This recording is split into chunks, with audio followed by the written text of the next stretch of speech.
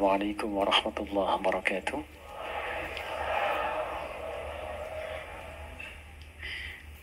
Alhamdulillahi rabbil alamin.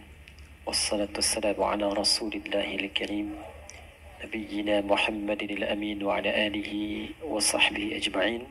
Wa ba'd. Fa ya ibadallah, usi nafsi wa iyyakum bitaqwallahi faqad fazal muttaqun. فلا تموتن إلا وأنتم مسلمون فقال تعالى يا أيها الذين آمنوا اتقوا الله حق تقاته ولا تموتن إلا وأنتم مسلمون. Jemaah sekalian, alhamdulillah kita masih diberikan kesempatan dan kemampuan oleh Allah Subhanahu wa taala untuk mengisi hari-hari kehidupan kita sampai dengan waktu duha ini di hari Ahad. Semoga Allah Subhanahu wa taala memberkahi kehidupan kita dan aktivitas kita sampai dengan di pagi hari ini. Memohon doa itu begitu penting. Dan bagi insan beriman itu tak putus dengan doa. Jadi ciri insan beriman itu setiap aktivitas kegiatannya akan selalu lekat dengan doa. Karena doa itu nanti punya dua fungsi utama. Yang pertama, senantiasa melekatkan kita agar terhubung dengan Allah di setiap kegiatan.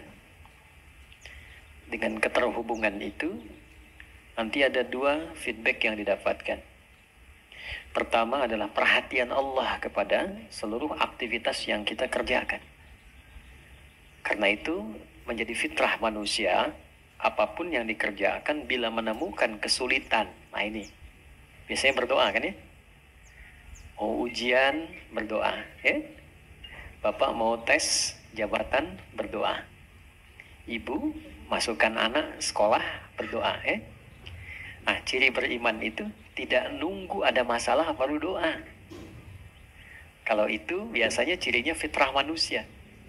Manusia itu begitu sulit minta. Sudah dikasih mudah, lupa. Nah, ya?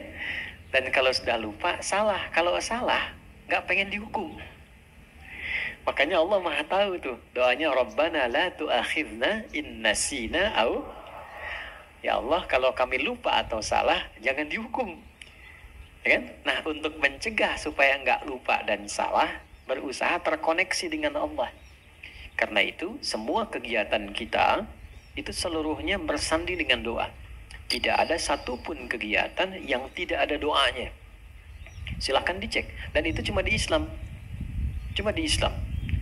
Yang doanya bukan direka-reka ya. Tapi memang betul diberi petunjuk sesuai dengan konteks. Karena itu doanya itu selalu senafas dan selaras dengan kegiatan. Coba antara bangun tidur dengan akan tidur. Sama nggak doanya? Beda kan ya? Padahal aktivitasnya terkait tidur. Yang satu bangun, yang satu tidur, akan tidur. Tapi doanya beda. Dan itu doanya bisa serupa, nggak dikarang-karang. Jadi baik yang di Arab, di tanah suci, ataupun di sini, di tanah kusir, doanya sama. Ya kan? Sama kan ya? Baik ya, mau di Chicago, di Amerika, di Chicago, di Bandung, sama. Ya kan? Di Singapura, di Singaparna, di Tasik, sama. Dan semua ada doanya. Ini ingin memberikan kesan bahwa satu, agama ini agama yang benar. Ya, kalau reka-reka manusia, setiap manusia pasti punya versinya sendiri. Pasti itu. Dan bahasanya mungkin bisa masing-masing. Yang Padang pakai bahasa Padang, yang Betawi pakai bahasa Betawi. Tapi kok bisa semua doanya itu semua sama. Dan yang kedua dahsyatnya, itu sumbernya pun bisa diteliti dan menuju pada sosok yang sama, yaitu dari Rasulullah Sallallahu Alaihi Wasallam.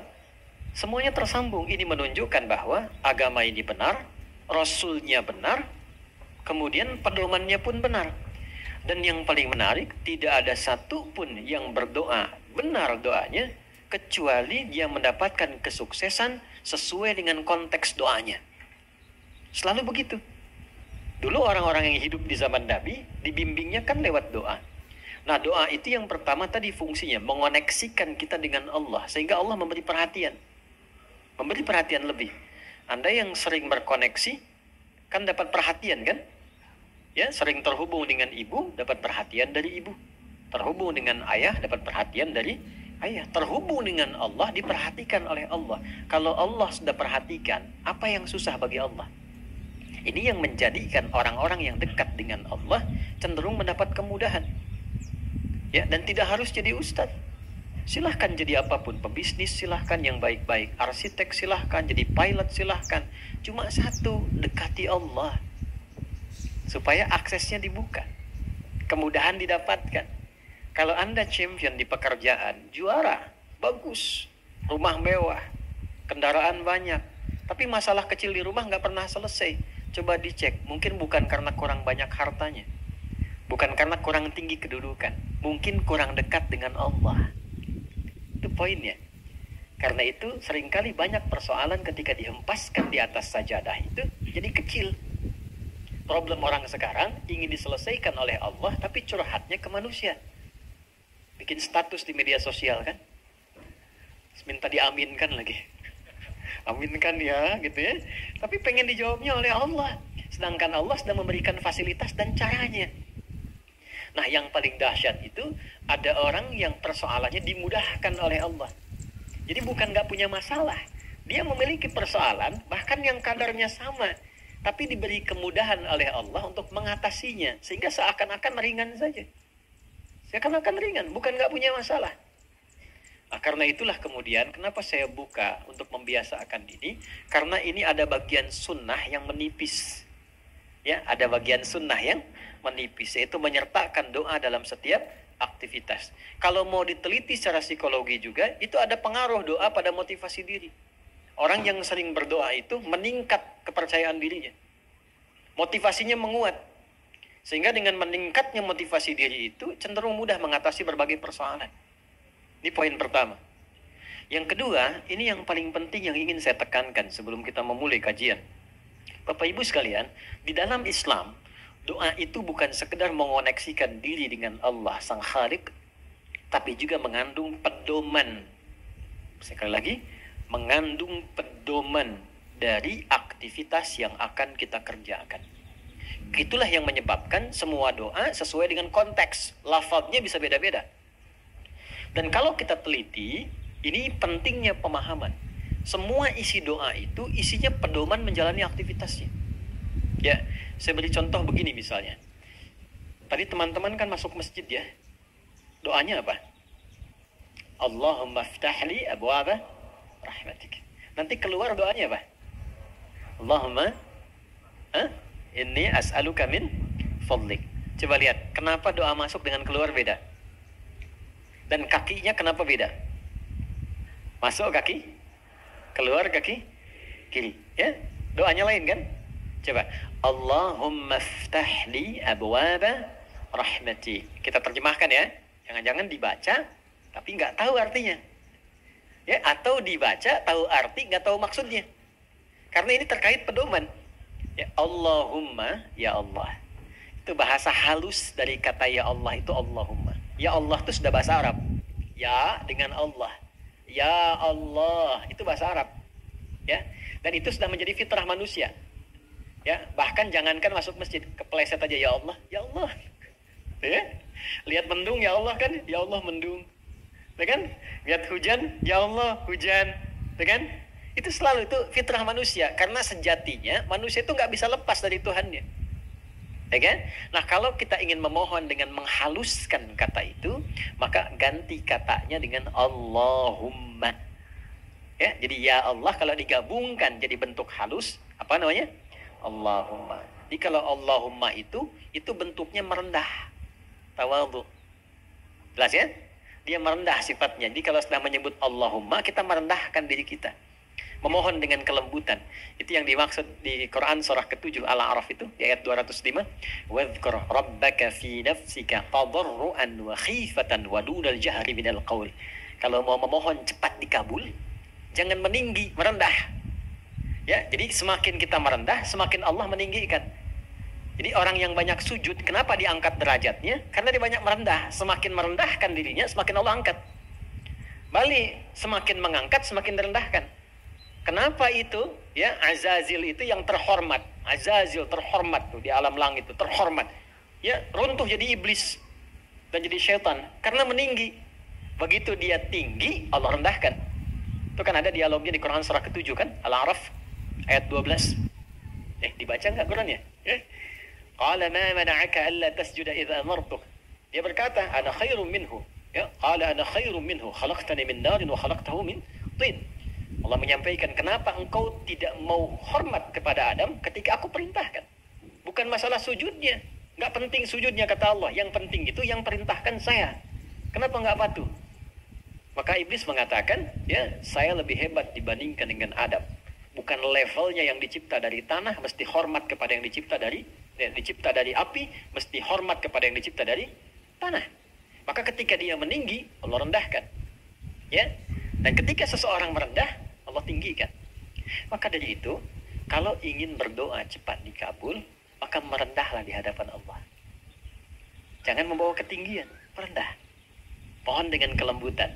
Maka ketika masuk, Allahumma ftahli abwaaba rahmatik. Kita merendahkan diri kita. Ya, kalau Bapak Ibu mau cek, coba jalan-jalan ya, napak tilas ke jejak masjid-masjid dibangun di tempo dulu. Itu ada masjid di Cirebon yang dibangun Sunan Gunung Jati itu pintunya sedikit dikebawahkan tuh. Coba kalau cek ya, kalau nggak percaya. Ya, kan sedikit dikebawahkan kan? Makanya masuknya tuh agak ke bawah kan?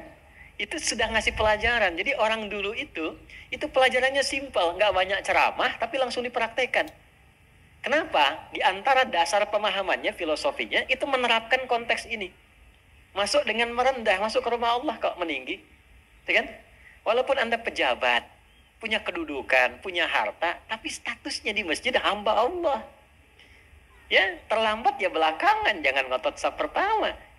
Ya.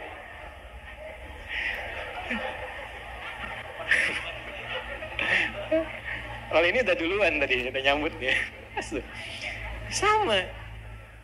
Apalagi imam di kantor. Ya, di kantor boleh jadi imam, jadi direktur. Tapi jabatan di kantor jangan samakan dengan di masjid. Babnya ada lagi. Ya.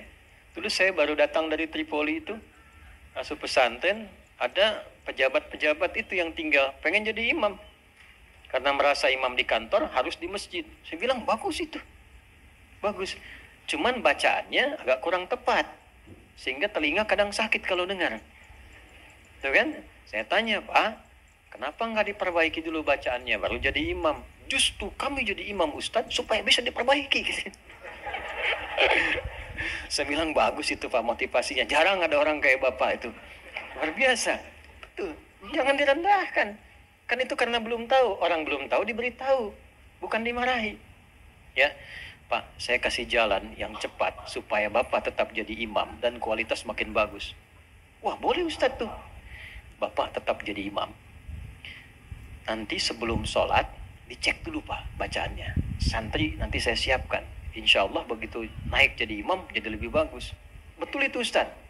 Nah, sambil dicek, Bapak ngimaminnya zuhur dan asar dulu.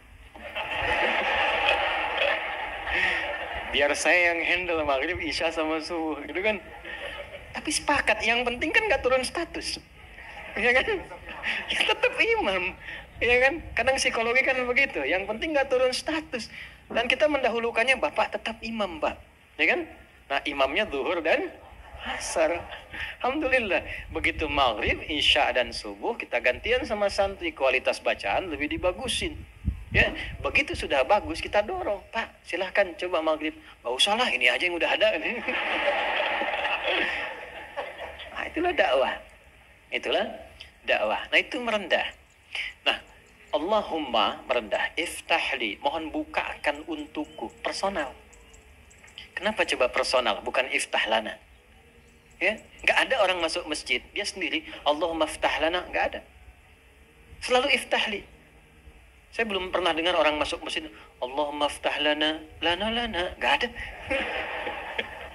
Tahli.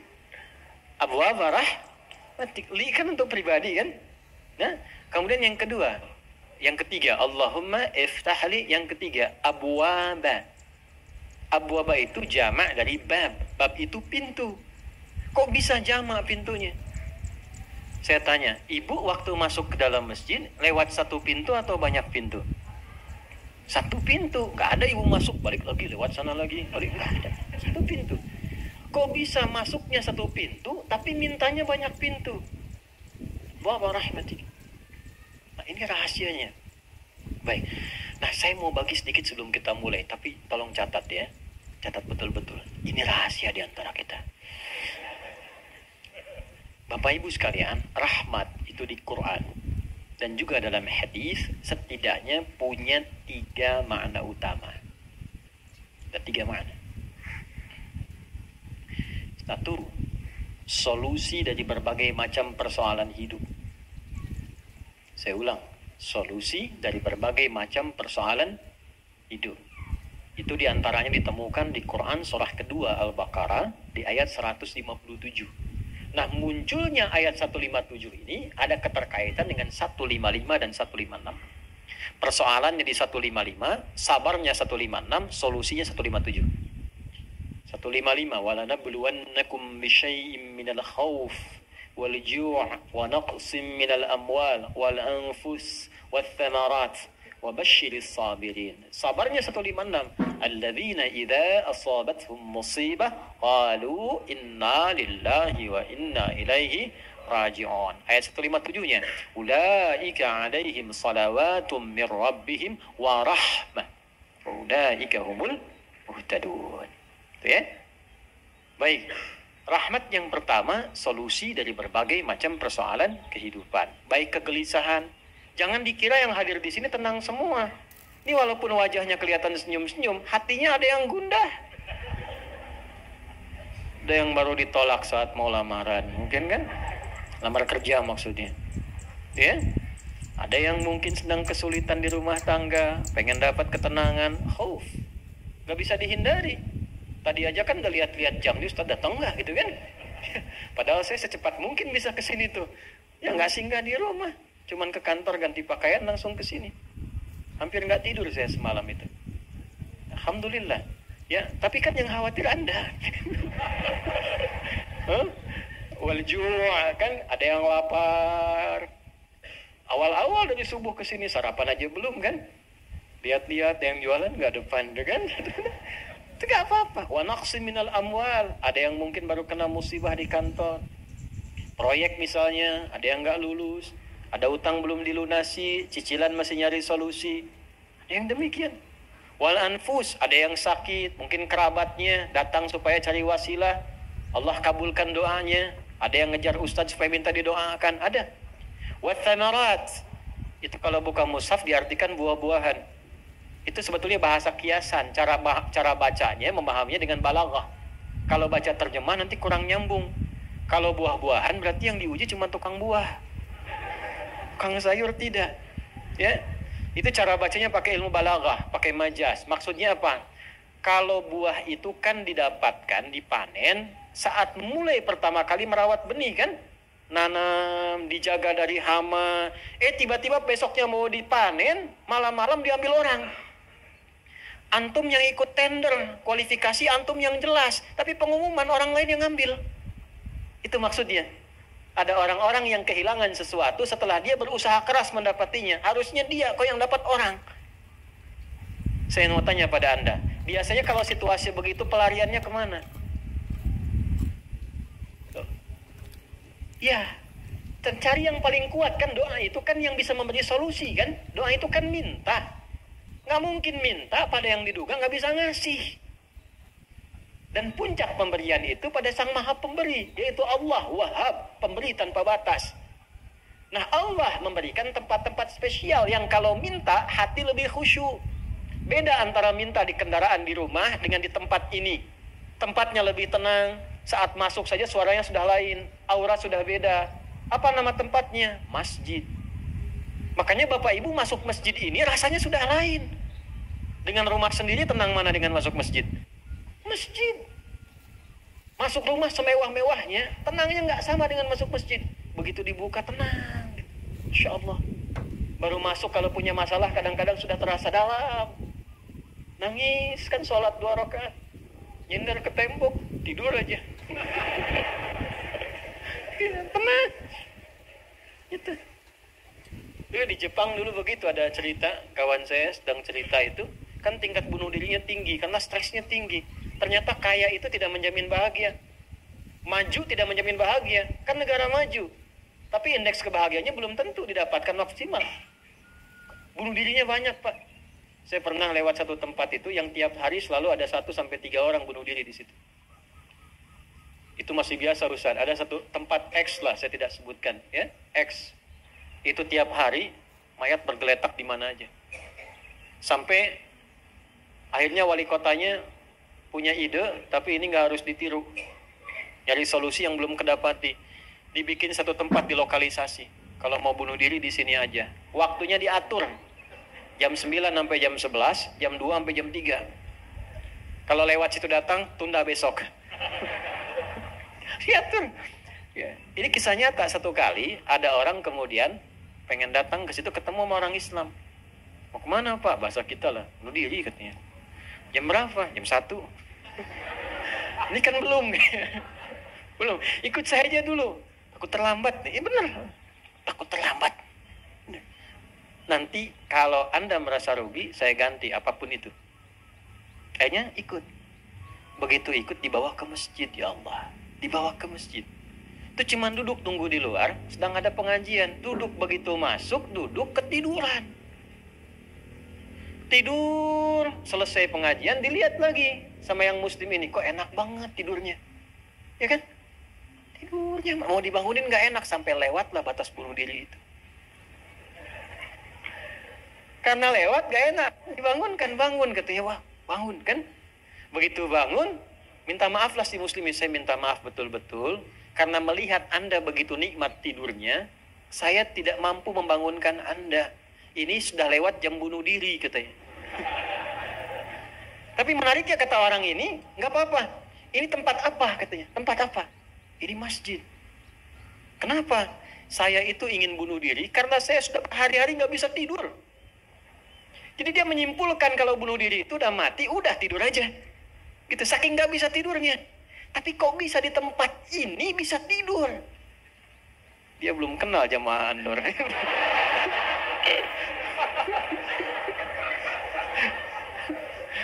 Tidur. Maka diperkenalkanlah dengan masjid. Masjid. Masuk Islam, Pak. Asyhadu an la ilaha illallah, asyhadu anna Muhammad Rasulullah. Itu cuman numpang istirahat samping masjid, masuk Islam. Asbabnya tidur. Tuh. Orang ketiduran masuk Islam. Habis masuk Islam jadi rajin. Ada orang sudah muslim. Masuk masjid banyak tidurnya. Ya. Ayo bangun. Ya. Baik, itu satu. Jadi ternyata, kenapa yang pertama rahmat? Karena Allah tuh maha tahu. Nggak ada di antara hidup kita yang nggak punya masalah. Pasti punya persoalan. Kalau sedang ditimpa persoalan, diuji, sabar dulu. Kata Allah, terima dulu. Karena hakikat dari ujian itu untuk meningkatkan kualitas hidup. Dan nggak mungkin diuji kalau nggak mampu. Nggak mungkin. Kaidahnya kan jelas. La yukallifullahu nafsan illa. Jadi kalau ada ibu sedang diuji masalah sekarang begitu berat, memang yang mampu cuma ibu, Bu. Saya nggak mampu. Karena saya nggak mampu, saya nggak diuji. Maka berbahagialah ketika Allah lebih memilih ibu dibandingkan dengan saya. Sabar dulu. Dan hikmahnya apa?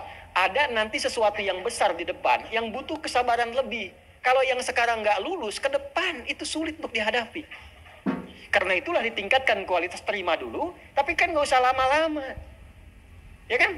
Allah maha tahu itu. Jangan lama-lama, terima dulu. Datanglah kemudian mohon solusi. Kemana datangnya? Masjid. Maka dari itulah ketika masuk, Anda mengatakan Allahumma ftah li abwaba rahmatik. Di antara itu minta solusi. Makanya ketika masuk merendah, sholat 2 rakaat, begitu sholat, mintalah sesuai kebutuhan Anda yang dirasakan pada saat itu. Itu fikihnya. Nah kalau nggak tahu fikihnya, nanti itu nggak kepake. Sayang, peluang hilang. Padahal mungkin itu cara Allah untuk bisa mengabulkan apa yang kita mohon. Jelas? 1. 2, itu ampunan dari dosa yang sudah berlebih. Namanya israf. Quran surah ke-39 Az-Zumar di ayat ke-53. Qul ya ibadiyalladzina asrafu ala anfusihim la taqnatu mir rahmatillah. Innallaha yaghfiru dzunuba jami'a. Duhai hambaku, tuh masih disebut hamba. Siapa di antara kita di sini yang merasa tidak punya dosa? Boleh angkat tangan. Boleh, silakan. Saya selesai pulang. Pasti setiap kita merasa itu. Dan tidak sedikit orang-orang yang ingin taubat itu mencari tempat. Nah, tidak ada tempat yang paling ideal kecuali ke masjid. Kalaupun nggak ada orang, nggak apa-apa. Datang, masuk. Masuk apa? Mungkin yang menghambat rezeki itu dosa. Yang menghambat perbuatan belum bisa jadi baik, dosa. Ya, mohon maaf, dengan berbagai jenisnya. Dengan berbagai jenisnya. Maka yang terbaik apa? Datang ke masjid. Datang ke masjid. Ya. Ini kisah nyata di masa lalu. Makanya sering baca tuh yang baik-baik lah, kisah salafus saleh, orang-orang saleh di masa lalu. Ada seorang hamba rajin salatnya. Ini sahih riwayatnya, sahih. Rajin salat. Tapi yang menarik tertuliskan, ya, ketika malaikat itu mendapat informasi, yang harus tertuliskan. Ini termasuk bagian dari ahli neraka. Tapi salat. Perhatikan ya, perhatikan. Ini nanti terkait juga dengan hadis. Kalau Anda baca Al-Arba'in, nomor hadis yang keempat itu. Ya, terkait dengan bab takdir. Bagaimana kemudian ikhtiar seorang hamba itu, ya, menjadikan ia berubah dari salah menjadi soleh. Dan sangat dicintai oleh Allah. Oke? Maka apa yang terjadi? Bapak Ibu sekalian, tiba kemudian, si malaikat itu, ini kisah sahih yang sampai, lalu menyampaikan, kasihan pada orang ini. Kok kelihatannya ibadah, tapi tertulis ahli neraka. Maka disampaikan dengan cara yang Allah a'lam, apakah menyamar atau bagaimana, tuliskan. Kamu kok terus-terusan sholat? Padahal belum tentu baik di mata Allah. Belum tentu menjadi bagian ahli surga. Perhatikan jawabannya. Tujuan saya sholat ini bukan karena surga atau neraka. Tujuan sholat ini bukan karena saya dipandang baik atau buruk. Tapi tujuan sholat ini, saya ingin mengagungkan Allah subhanahu wa ta'ala. Perhatikan. Dan nanti ini menjadi cara bagi seseorang yang ingin bertobat. Jadi kalau ingin bertobat, tobatnya ingin benar, carilah perhatian Allah. Yang penting ridha Allah. Terus saja tobat. Tobat sampai merasakan kenikmatan tersambung dengan Allah. Itu maksudnya. Jadi begitu keluar kalimat itu yang mengguncang arsy. Itu yang dijadikan oleh Allah pelajaran. Bahkan pada alam malaikat untuk mengenal bagaimana rahmat Allah itu diberikan. Mudah bagi Allah membuka, merubah, memutar, mudah. Tapi Allah ingin memberikan pelajaran bahkan di alam malaikat bagaimana kasih Allah diberikan. Begitu kalimat itu muncul, apa yang terjadi? Maka berubahlah di arsy namanya menjadi ahli surga. Ini riwayat sahih. Berubah menjadi apa? Ahli surga. Padahal Allah tuh maha mengetahui, gampang aja tinggal dirubah ahli surga, tidak. Tapi Allah ingin memberikan informasi bahkan di alam langit kepada para malaikat betapa tingginya rahmat Allah, memberi kesempatan pada setiap hambanya untuk kembali kepada Allah dalam kebaikan. Dan itu disebut hamba. Disebut hamba. Karena itu Allah begitu mencintai ketika ada pelaku maksiat, dia pengen taubat, itu begitu dicintai. Dan statusnya naik lebih tinggi. Ini yang menyebabkan ayat ini turun. Qul ya ibadiyalladzina asrafu ala anfusihim. Ini yang menyebabkan itu menunjukkan rahmat Allah. Hai hambaku, betapa besar pun kau pernah berbuat dosa, sepanjang masih hidup belum tiba ajalmu, jangan pernah putus asa untuk mendapatkan rahmatku. Pakai rahmat. Rahmat di sini mencakup Rahman dan Rahimnya Allah Subhanahu wa taala. Karena itu kalau Anda pernah berbuat salah, kita jangan malu untuk kembali. Kalaupun malu dilihat orang, Allah menyiapkan tempat yang tidak semua orang bisa ke situ. Datang ke masjid. Mohon, minta salat 2 rakaat. Minta kebaikan kepada Allah sampai hati mendapatkan ketenangan. Jelas di sini? Baik. Dan yang ketiga, ini yang paling juga banyak dimohonkan, ya. 1, solusi. Yang kedua apa? Ampunan dari dosa yang begitu melimpah, ya. Dan yang ketiga, rahmat yang ketiga, kasih sayang yang memudahkan jalan-jalan kehidupan dunia sampai akhirat. Yang ketiga, semua kita pasti ingin mendapatkan kemudahan, kenyamanan, bukan cuma dunia, sampai dengan akhirat. Kasih Allah yang memberikan kemudahan dunia disebut dengan Rahman, kasih Allah yang memberikan kelapangan akhirat disebut dengan Rahim. Itu kita baca setiap hari. Bismillahirrahmanirrahim. Maka ketika masuk ke dalam masjid, mohonlah kepada Allah 1 dari 3 kemuliaan ini. Kalau ustadznya belum datang, itu manfaat besar. Boleh jadi banyak permohonan, ayo lekatkan di situ, optimalkan. Dan di situ mungkin peluang terbesar untuk mendapatkan apa yang kita inginkan. Jadi Begitu Bapak Ibu mendapatkan 1 dari 3 itu, keutamaan bukan? Keutamaan bukan? Hah? Istimewa tidak? Dalam bahasa Arab, sesuatu yang istimewa, sesuatu yang utama disebut fadlun namanya. Makanya Sulaiman alaihissalam ketika dipuji karena hebatnya, istimewanya, bisa menaklukkan awan, ya kan? Sebelum Songgoku dan Songgohan dengan awan kintonnya itu yang fiksi, Nabi Sulaiman tuh betul-betul nyata. Tapi ketika dipuji apa yang beliau katakan? Hadza min fadli rabbi, fadlun. Itulah sebabnya kalau bisa jangan dulu keluar sampai merasakan rahmat Allah ada dalam diri kita. Begitu keluar, Anda keluar dengan kaki kiri dengan mengatakan Allahumma inni as'aluka min fadli. Ya Allah, saya ke masjid seperti apa yang kau perintahkan, saya datang. Saya memohon seperti apa yang kau tunjukkan lewat Rasulmu, saya lakukan. Ya Allah, engkau minta ini, saya kerjakan. Engkau minta berdoa, saya doa. Kau minta alirkan air mata, aku alirkan. Maka mohon ya Allah, jangan biarkan aku keluar dari rumahmu ini, kecuali engkau kabulkan apa yang aku mohonkan, sesuai dengan janji yang engkau tetapkan sebagai kemuliaan darimu. Ya Allah, saya mohon kemuliaan darimu. Itu rahasianya, itulah doa. Nah, jadi kalau mau doa itu, jangan sekedar dibaca. Baca bagus, menjadi ibadah. Tapi yang paling penting, tahu isinya. Sehingga itu bisa merubah diri kita jadi lebih baik. Makanya beda rasanya. Antum kalau tahu makna segitu aja, itu Masya Allah dalam sekali. Keluar dari sini sudah beda rasanya. Dan yang paling penting, ini baru muqaddimah. Kita belum mulai. Belum mulai. Jangan nangis dulu, belum selesai. Belum mulai kita. Tapi kan enak gitu ngaji begini itu. Karena apa? Dapat sesuatu. Nah itulah Islam. Jadi Islam itu bukan salihun tapi muslih. Bukan hanya sesuai dengan eranya, tapi memberi solusi dari setiap keadaan yang dilalui. Punya tata nilai.